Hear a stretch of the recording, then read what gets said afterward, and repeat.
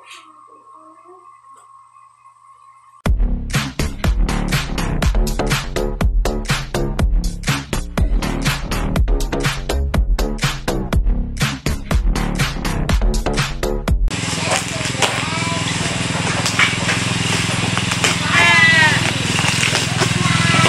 na guys yung binili natin na Ultra Galaxy Hybrid Antenna. So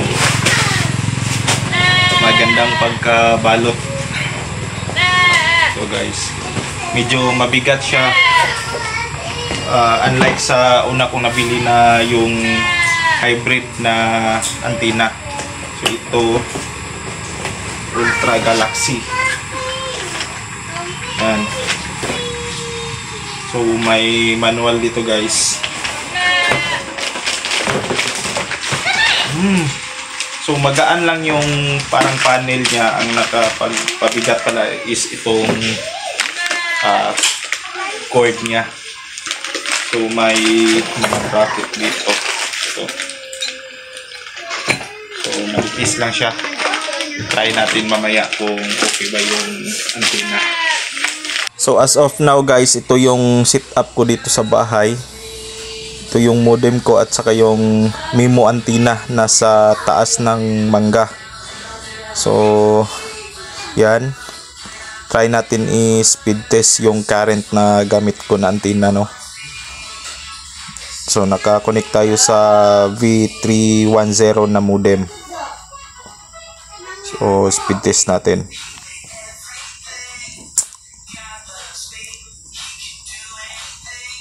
So yan yung ano natin, speed test. Medyo loading masyado. Yung time pala is 5:55 ng hapon. So yan, tingnan natin kung ilan yung makukuha natin dito.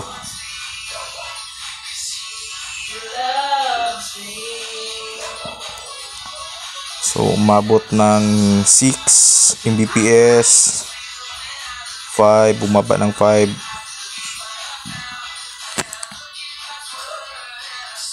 So ito yung nakuha natin guys, 7.36 using MIMO antenna. At ngayon naman mga call, i-try natin gamitin yung bagong antenna natin. So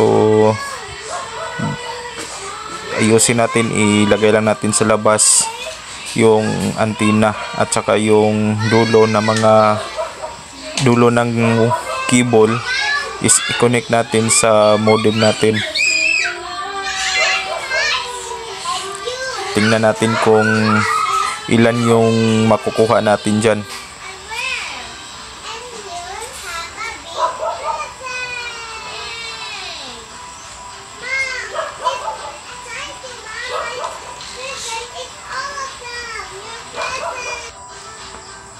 So yan mga call, tapos nang i-connect natin sa bagong antenna natin.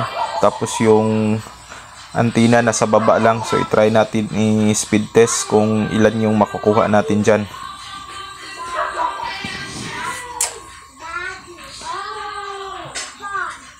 So medyo blurred lang yung kuha kasi may reflection sa sa ilaw.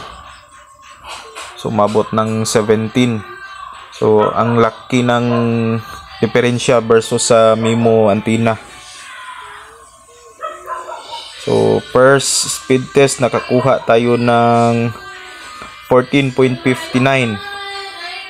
So yan, nakakonect tayo sa modem. Speed test natin ulit. Kung same pa ba, kung di ba magbaba. For second time, so yung time pala is 6:41. So medyo marami nang gumagamit ng data sa ngayong oras, but still nakakuha tayo ng ganito. So 9.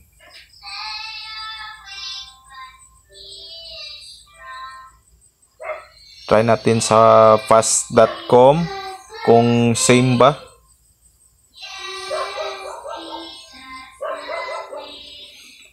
Yun, no? Umabot ng 21 Mbps.